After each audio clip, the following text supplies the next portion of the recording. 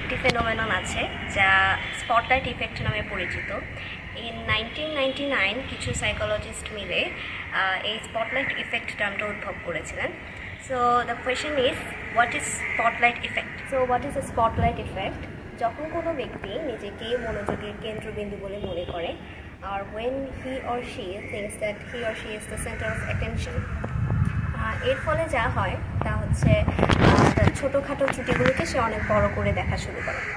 যেমন যখন সে নতুন কোনো একটা পরিবেশে যায়, সে মনে করে যে তাকে সবাই জাজমেন্ট পাস করতেছে, অথবা he or she is just the centre of attention. তাহলে স্পটলাইট ইফেক্ট কাটিয়ে উঠতে আমরা কী কী করতে পারি?